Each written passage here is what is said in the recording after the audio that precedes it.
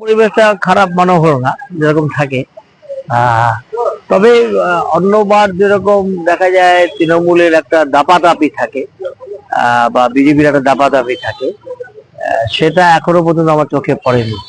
কিন্তু পরে এর দাপাদাপিটা কোন পর্যায়ে যাবে, কারণ একটা হুমকি দিয়েছেন গৌতম বাবু যে 50,000 লোক রাস্তায় নামবেন। তো সেটা দেখছি যে এটা ওনার 50,000 লোক রাস্তায় নামে কিনা। আর বিজেপি একটা কথা বলছে নির্বাচন কমিশন তাদের পকেট, তারা যা বলবে নির্বাচন কমিশন তাই নাকি করা হয়। সেই আশঙ্কাতে আছি। নির্বাচনটা 6টা পর্যন্ত, 6টার পরেও তো নির্বাচন চলবে, বহু ভোটার 80 ভাগ 90 ভাগ মানুষ ভোট দেবে, তাতে তো অনেকক্ষণই ভোটটা চলবে। কিন্তু আমি আশা করব যাতে কোনো রকমের অশান্তি সৃষ্টি না হয়, সেটা পুলিশ প্রশাসন নির্বাচন কমিশনকে দেখতে হবে। আমাদের কর্মীরাও আছেন, তারাও সেটা দেখবেন।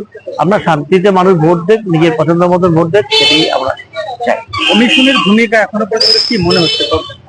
এই যে কমিশন প্রিসাইডিং অফিসার আমাদের একজন 39 নম্বর বুথে একটু দেরি করেছে বলে ঢুকতে দেয়, এটা কখনো হয়নি। তারপর অবজারভারের কাছে কমপ্লেন করা হলো, অবজারভার বলছে না, ওকে ভোট দিতে, ওকে পোলিং এজেন্টকে বসতে দিতে হবে। এ কথাটা প্রিসাইডিং অফিসার ইও বলেছে, এই যে অবজারভার ওই কথা, স্পেশাল অবজারভার এই কথাই বলেছে। কিন্তু দেখা যাক। আপনি গৌতম দেবের মন্তব্যের কথা বললেন, ওনারা যেটা বলতে চাইছেন যে ওনাদের পক্ষে, মানে ওনারা আবেদন করছেন যে এবারের যা পরিস্থিতি সেই জায়গায় দাঁড়িয়ে অন্য সমস্ত দল তাকে সমর্থন করুন। আমাদের কথাটা যেটা হচ্ছে, তৃণমূল কংগ্রেসের যারা সমর্থক, বিজেপি দলের বা যারা সমর্থক, অন্য দলের যারা সমর্থক, সকলের ভোট আমাদের কি।